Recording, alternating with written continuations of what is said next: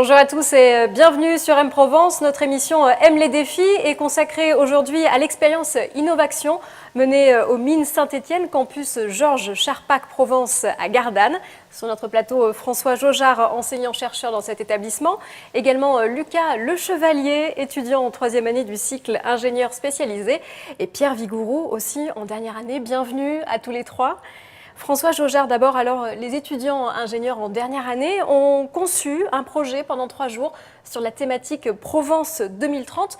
Pas évident quand même de penser pendant 3 jours comment envisager l'avenir. Comment est-ce qu'ils ont choisi ces sujets ? Alors effectivement, ils ont été orientés par rapport au territoire et donc aux problèmes spécifiques et aux opportunités de la métropole. Et donc dans ce cadre-là, de ce territoire, finalement, quel est l'apport de l'ingénieur ? Qu'est-ce qu'il peut apporter pour résoudre un certain nombre de problèmes, de difficultés, pour améliorer la qualité de vie, pour penser à la santé, la culture, les transports, l'énergie. Et ben voilà, c'est sur ces thèmes-là, en fait, selon leurs affinités, qu'ils ont pu choisir d'approfondir tel ou tel sujet.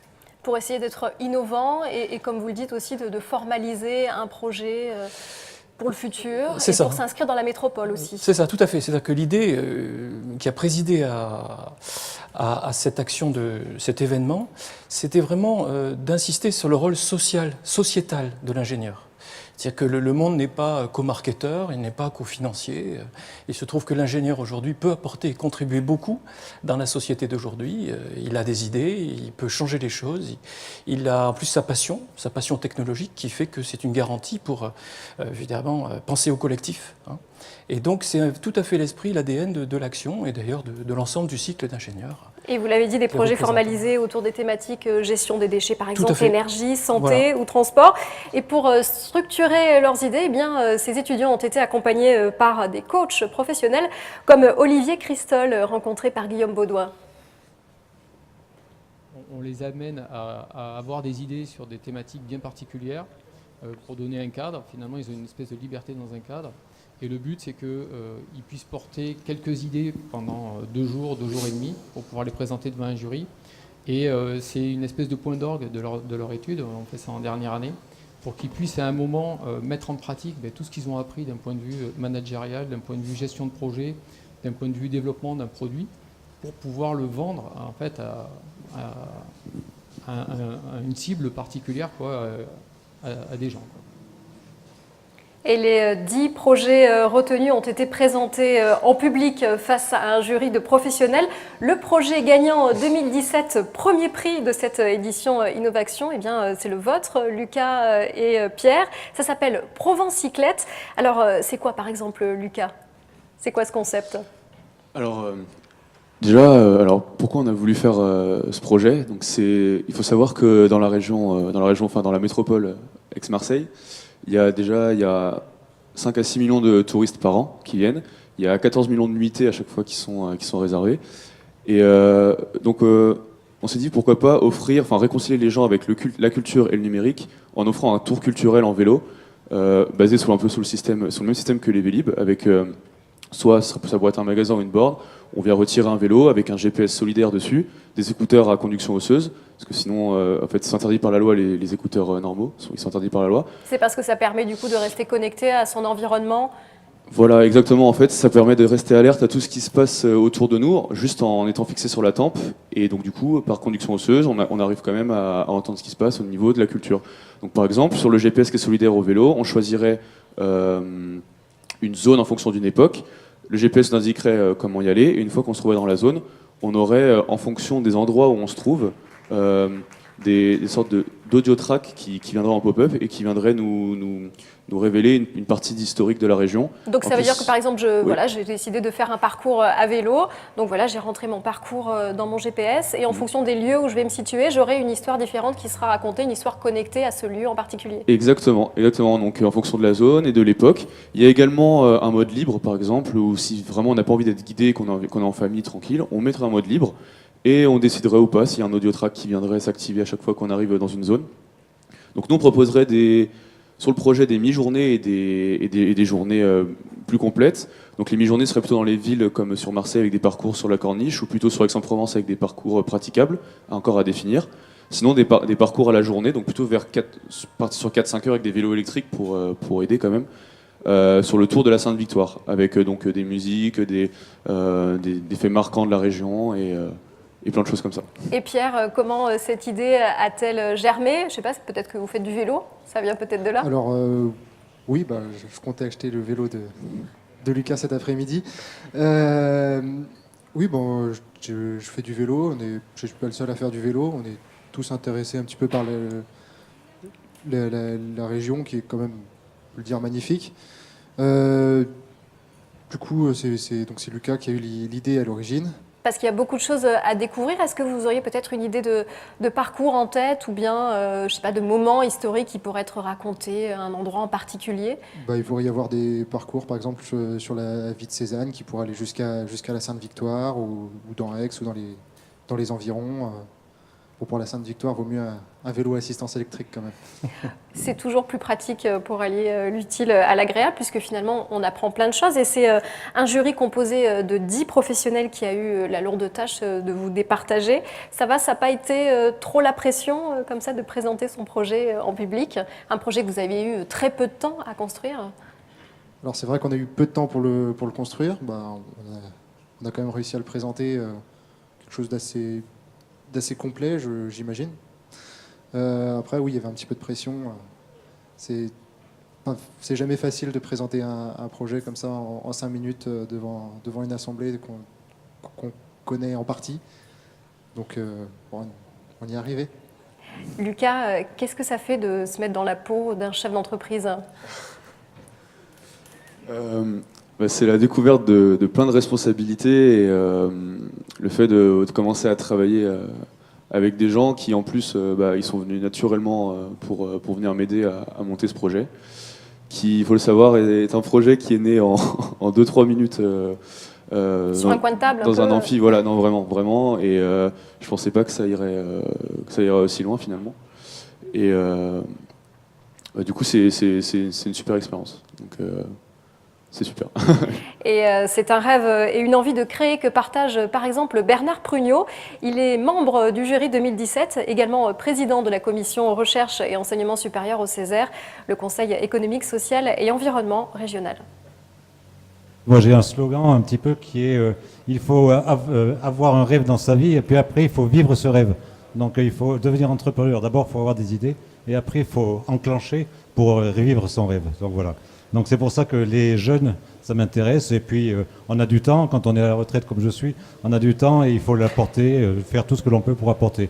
On crée ce genre d'environnement dynamique pour aider la jeunesse à se révéler. Ils n'ont pas trop besoin de nous, mais on est des révélateurs parfois. Voilà.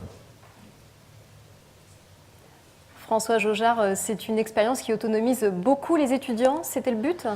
Alors effectivement, il y a une dimension, outre le sens du travail de l'ingénieur et son apport dans la société, il y a l'idée qu'on regarde un peu les étudiants dans un cadre différent de la salle, de l'espace de cours classique. Et je dirais que ça remet en cause beaucoup de choses, y compris l'accompagnement de la part des enseignants, qui ne sont plus des enseignants surplombants, qui savent et qui dispensent quelque chose. Qui ont le savoir et qui dispensent la connaissance. Et ça, c'est clair que les évolutions font qu'on ne peut plus penser l'enseignement de cette façon-là. Et donc, c'est important pour nous de regarder comment les étudiants s'emparent de ces sujets, ce qui marche pas. Il y a des séquences qui ont été plus actives que d'autres. Et puis, ça nous permet, nous, de réfléchir à la pédagogie, de voir dans quelles conditions on peut sortir de la salle traditionnelle de cours.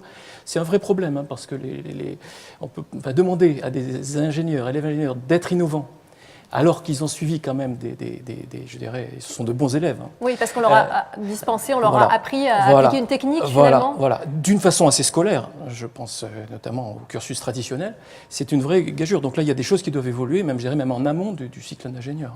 Et pour vous aussi, une façon complètement différente d'enseigner. Une remise en cause complète, oui, tout à fait, pour la structure, absolument. Lucas, quelles sont les suites qui vont être données à ce projet? Est-ce que vous avez pris des contacts? Est-ce que ce projet va évoluer comment? Alors oui, en effet, j'ai commencé à prendre quelques contacts. Donc là, j'ai encore une petite semaine avant de partir en stage pour essayer le plus possible de prendre le maximum de contacts. Donc j'ai commencé à appeler l'organisme qui s'occupe de ce genre de trajet touristique, mais plutôt dans la région du Luberon. Et du coup, il serait d'accord pour commencer un projet. Et donc, c'est un projet qui peut je suis en train de me rendre compte que c'est vraiment un projet qui peut se réaliser finalement. Parce qu'il y a des gens, il y a du soutien derrière, il y a des gens qui ont déjà pensé à ce genre de trajet, d'aventure, on va dire. Et il y a du potentiel. Et je vais essayer de saisir au maximum ce que je peux pour lancer le projet. Et Pierre, est-ce que vous en avez parlé justement? Parce qu'après, pour faire vivre ce projet, il va falloir de l'argent, il faut un business plan, un plan d'affaires, comme on dit. Est-ce que vous avez envisagé tout ça déjà? Alors on a un peu envisagé tout ça.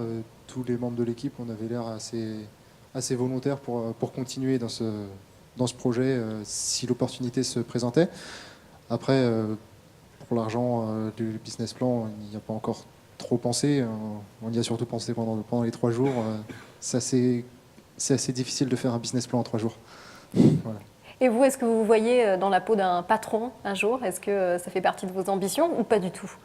Éventuellement, si l'occasion se présente, pourquoi pas. Oui, ça fait germer un peu des idées nouvelles, en tout cas d'autres perspectives que d'être par exemple ingénieur pour une collectivité ou pour un organisme, ce qui est peut-être la vocation habituelle de ce métier.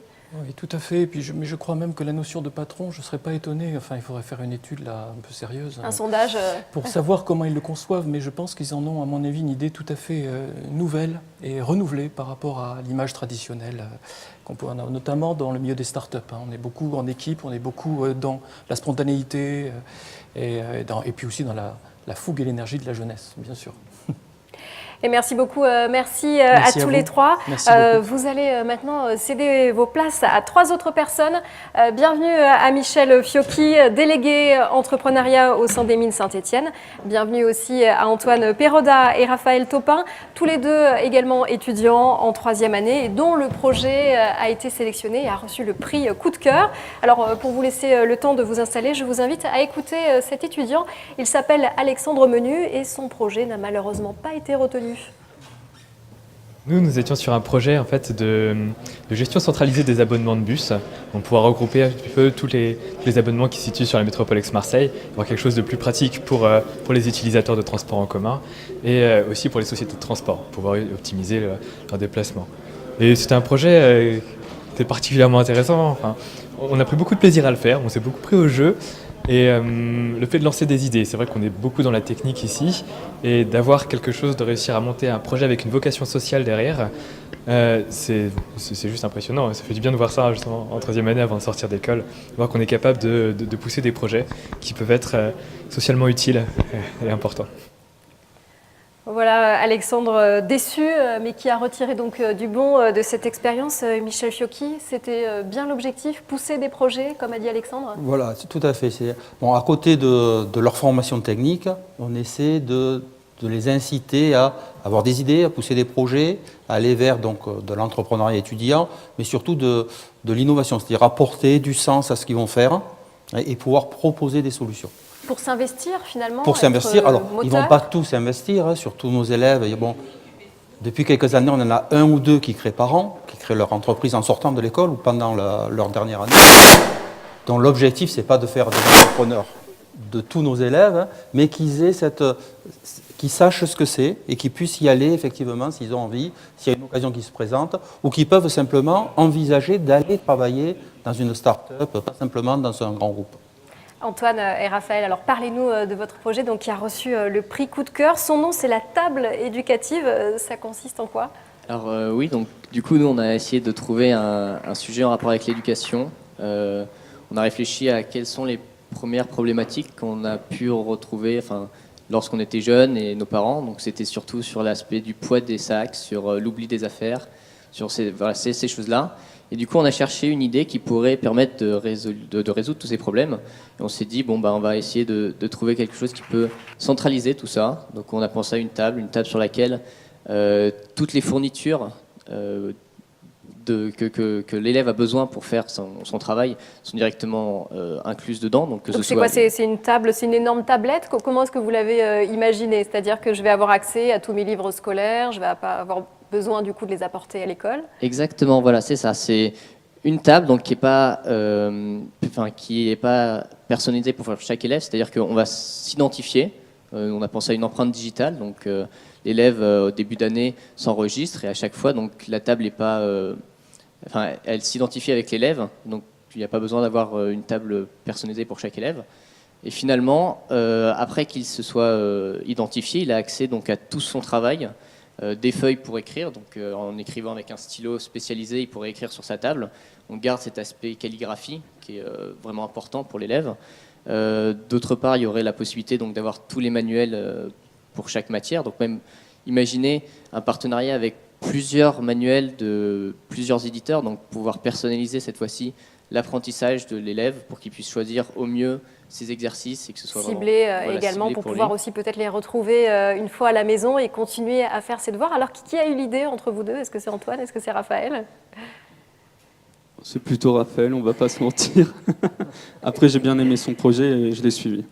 D'accord. Et du coup, un projet suivi, mais un projet aussi convaincu quand même par cette idée-là, Bien sûr, le j'ai fait été que convaincu. c'est pratique. J'ai surtout aimé le côté où on n'avait plus besoin d'emporter ses livres, puisqu'on a tous eu des cartables trop lourds à l'école.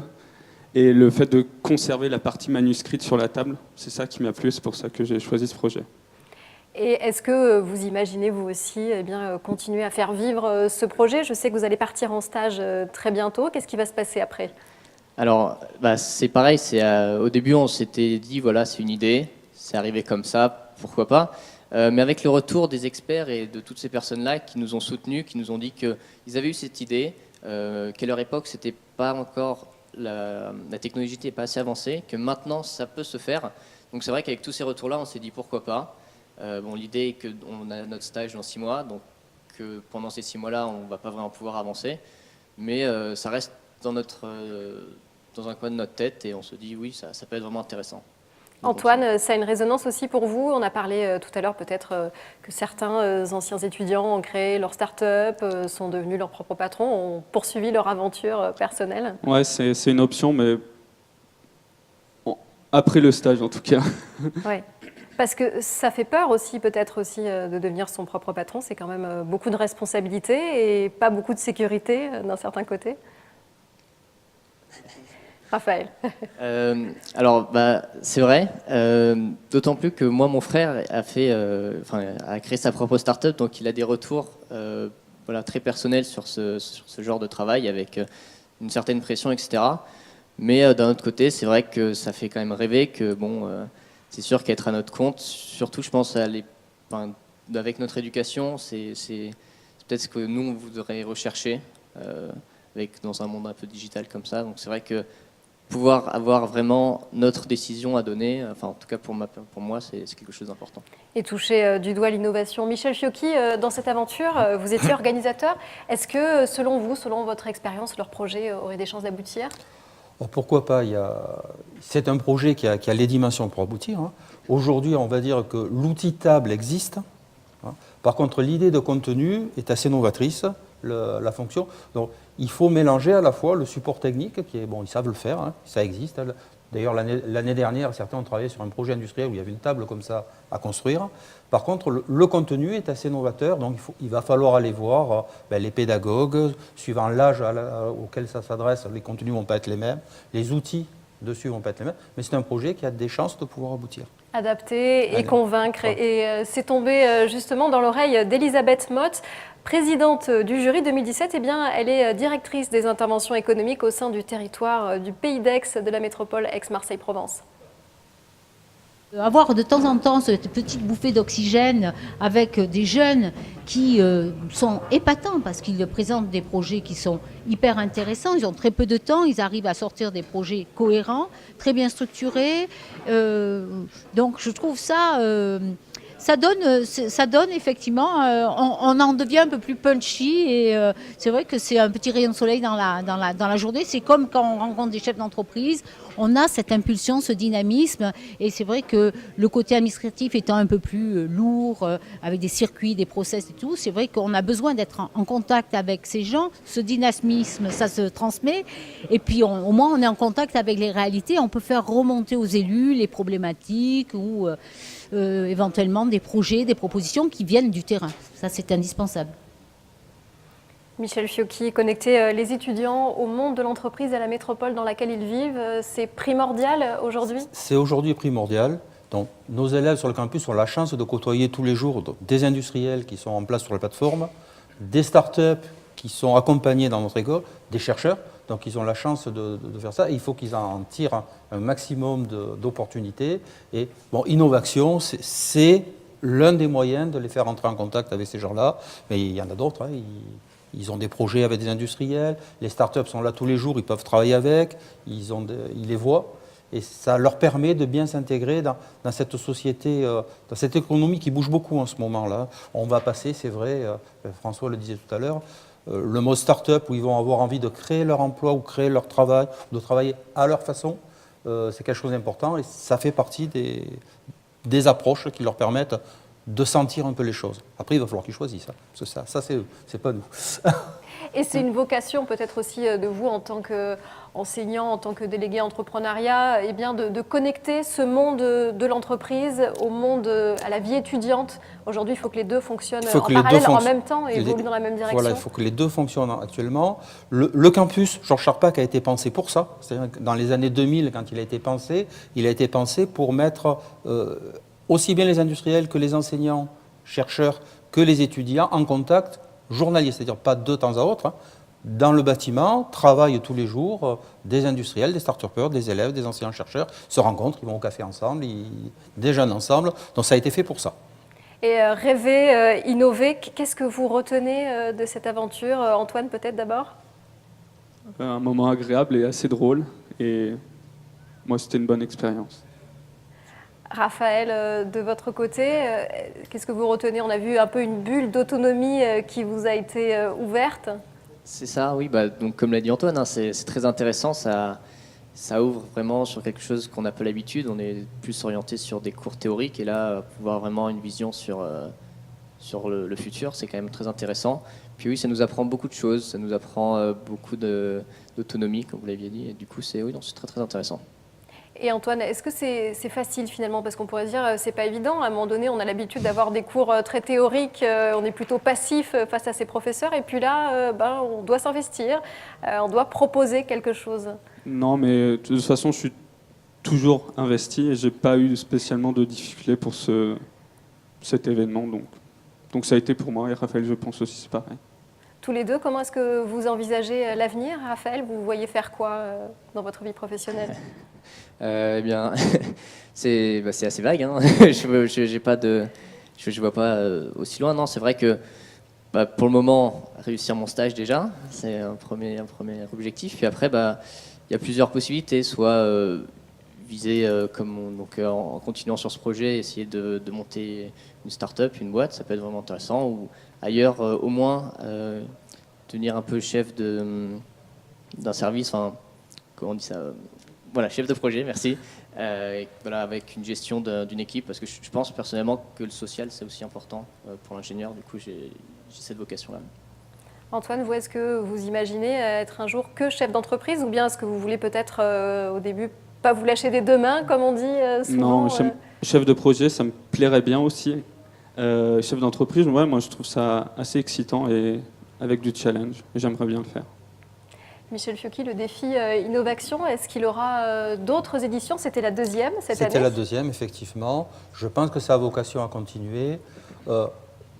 Nous sommes en pleine réflexion sur les modifications des méthodes pédagogiques pour ISMIN, hein, donc la formation qu'ils ont suivie.